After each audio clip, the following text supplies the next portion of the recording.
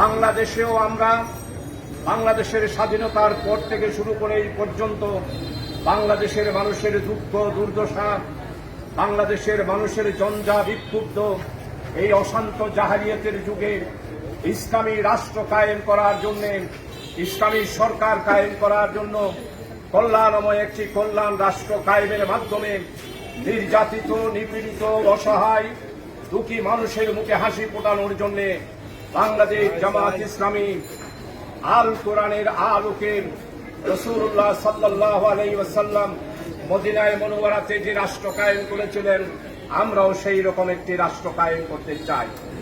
সম্মানিত ভাই সব, আপনারা জানেন স্বাধীনতার পর থেকে শুরু করে বাংলার মানুষের যে অধিকার, বাংলার মানুষের যেই স্বাধিকার, বাংলার মানুষের যেই অর্থনৈতিক মুক্তির কথা ছিল, সেগুলো হয় নাই। হাড়ে হাড়ে বাংলার মানুষ আজকে বুঝতে পারছে। আমার রিক্সাওয়ালা থেকে শুরু করে সর্বস্তরের নাগরিক, ঠেলাগাড়িওয়ালা, দিনমজুর, আজকে বিশেষ করে মধ্যবিত্ত, নিম্নমধ্যবিত্ত মানুষ আজকে অসহায় দিন যাপন করছে। অর্থনৈতিক দিক থেকে বাংলাদেশ শ্রীলঙ্কার পর্যায়ে পড়ে গিয়েছে। আমরা আজকে কোন সরকার বিরোধী আন্দোলন নয়, মানুষের মুক্তির আন্দোলন করছি। এই মানুষের মুক্তি আসার একটি মাত্র পথ, সেটা হলো আল্লাহ তাআলা আমাদেরকে সৃষ্টি করেছেন। যেই আল্লাহ সৃষ্টি করেছেন, সেই আল্লাহ মানবতার মুক্তির জন্য একটি কিতাব নাজিল করেছেন, যেই কিতাবের নাম হচ্ছে আল কোরআন। সেই আল কোরআন অনুসারেই আমরা বাংলাদেশকে, আজকে বাংলাদেশের মানুষের মুক্তির জন্য একটি সরকার এবং রাষ্ট্র কায়েম করতে চাই। সেই রাষ্ট্র কায়েমের আন্দোলন হিসাবে জামাত ইসলামী আপনাদের দুয়ারে এসে হাজির হয়েছে। আজকে শিক্ষা ব্যবস্থা থেকে শুরু করে আমার একটি গরিব মানুষ, চিকিৎসা থেকে শুরু করে সর্বস্তরে আজকে মানুষ দুঃখে দুঃখে আজকে দিন যাপন করছে। সেইখান থেকে মুক্তির জন্য আসুন, বাংলাদেশ জামাত ইসলামের পতাকা দলে সমবেত হই।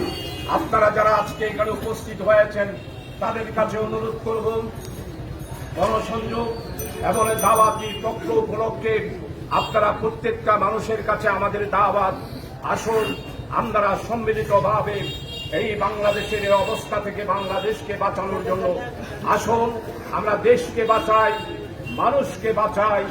দেশের মানুষকে বাঁচানোর জন্য একটি মাত্র পথ, সেটা হল আল কোরআনের পথ। এই আল কোরআনের পথে আপনাদেরকে সবাই আশার আহ্বান রেখে আপনাদের সবার কাছে দোয়া চেয়ে, আপনারা যারা এসেছেন প্রত্যেকেই ঘরে ঘরে যাবেন। আগামী দিনে পরিবর্তনের অপেক্ষায় মানুষ রয়েছে। আপনারা বিশ্বাস করুন, এখন শুধু সময়ের ব্যাপার। অবশ্যই বাংলাদেশে একটি পরিবর্তন হবে। সেই পরিবর্তন হচ্ছে আল কোরআনের পরিবর্তন, ইসলামী কল্যাণময় ওয়েলফেয়ার রাষ্ট্র গঠনের পরিবর্তন। সেই পরিবর্তনে সাড়া দেওয়ার আহ্বান রেখে আপনাদের সবার কাছে দোয়া চেয়ে আমার বক্তব্য এখানে শেষ করছি। বাংলাদেশ জিন্দাবাদ, বাংলাদেশ জামাত ইসলামী জিন্দাবাদ। ওয়ামা তৌফিক ইল্লা বিল্লাহ। আসসালামু আলাইকুম ওয়া রাহমাতুল্লাহি ওয়া বারাকাতুহু।